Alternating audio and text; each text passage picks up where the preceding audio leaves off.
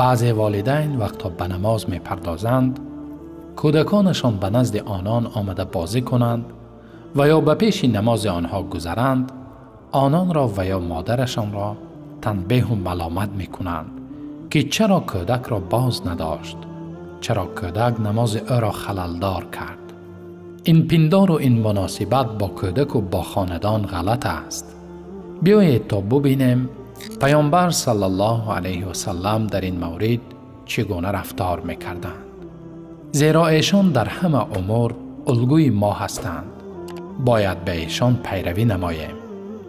عبدالله ابن شداد رضی الله عنه از پدرش روایت کرده که گفته است: روز پیامبر صلی الله علیه و سلم برای ادای نماز پیشین و یا عصر در حالی که حسن و یا حسین را می‌برداشت وارد مسجد شد.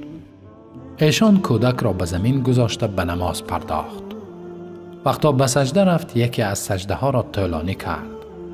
شداد میگوید من سرم را از سجده برداشتم، دیدم که طفل به پشت پیامبر صلی الله علیه و سلم سوار شده بازی دارد.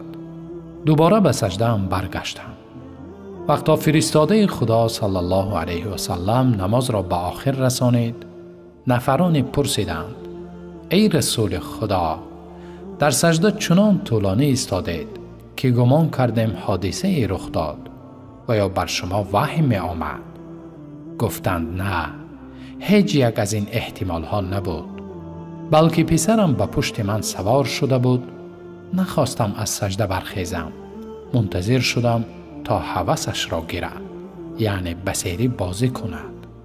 روایت امام احمد. در حدیث صحیح دیگر از ابو قتاده رضی الله عنه روایت است که پیامبر صلی الله علیه و سلم امامه دختر زینب نبیره‌شان را برداشته با ما نماز می‌گزارید. چون بر رکوع و سجود می‌رفت او را به زمین می‌گذارید و چون برمیخیست دوباره او را برداشته می‌گرفت. روایت امام بخاری. پس می‌باید دانست که به وقت نمازگزاری به نزد پدر و مادر آمدن کودکان کاری بده نیست. گذشتن آنان از پیش ما در نماز به نماز ما خلل نمی آرد. مهربان بودن این رفتار پیامبری است و علل خصوص در مناسبت با کودکان لطف و نرمی از تعلیمات دین مبین است.